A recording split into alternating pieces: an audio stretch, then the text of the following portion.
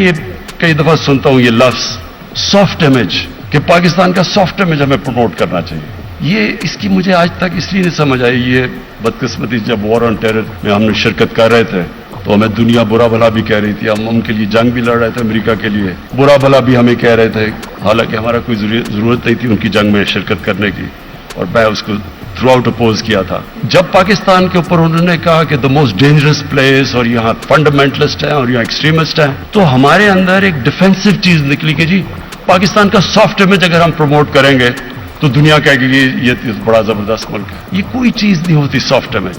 یہ ایک احساس کمتری سے آپ یہ اس چیز کے اوپر لگ جاتے ہیں. اور وہ جو کوئن کیا تھا فریز اس وقت, enlightened moderation, soft image produce کرنے کے لیے, کیونکہ میں تو اس سے گزرا ہوا ہوں, مجھے تو طالبان خان کہتے تھے ان دنوں میں. تو یہ انلائٹنڈ ماڈریشن کیا چیز تھی ابھی تک کسی کو اس کی سمجھ ہی نہیں ہے کیا چیز تھی. وہ لوگوں نے اس کو ایسے پرسیو کیا کہ انلائٹنڈ ماڈریشن کا مطلب کہ میں انگریزی بولنی شروع کر دوں اور میں سوٹ شوٹ پہن لوں, اور تو یہ ہم یعنی کہ ہم آپ ہی کی طرح ہیں, یہ ہمارا سافٹ امیج ہے. یہ سافٹ امیج نہیں ہے آپ کا.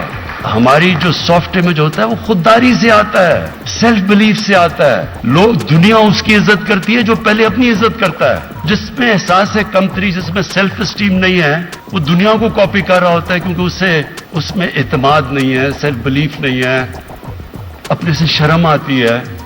دنیا اس کی عزت نہیں کرتی. جو آپ نے, اگر ہم نے اپنا سافٹ امیج پروموٹ کرنا ہے تو پاکستانیت پروموٹ کریں, وہ ہے سافٹ امیج آپ کا ہر طرح. یہ یاد رکھیں کہ یہ ملک ایسے نہیں بنا تھا. جو ہمارے فاؤنڈنگ فادرز تھے ان کی فلسفی اگر آپ پڑھیں, وہ بڑے عظیم لوگ تھے. قائد اعظم اور علامہ اقبال. علامہ اقبال جیسا کوئی 400-500 سال میں مسلمان ذہن نہیں آیا جو علامہ اقبال تھے.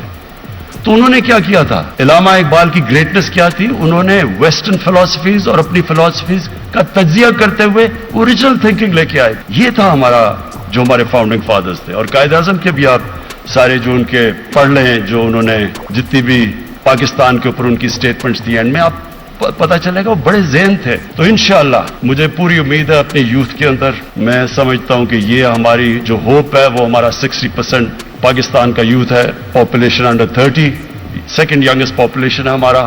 یہ جو میں نے ابھی دیکھا چھوٹا سا یہ سٹارٹرز تھے, یہ شو کرتا ہے کہ انہوں میں بڑا پوٹینشیل ہے. جو انشاءاللہ UCLA سے یہ سیکھ کے آئیں گے, یہ جو ٹیکنیکل سائیڈ ہے فلم میکنگ وہ تو پرفیکٹ کر لیں گے.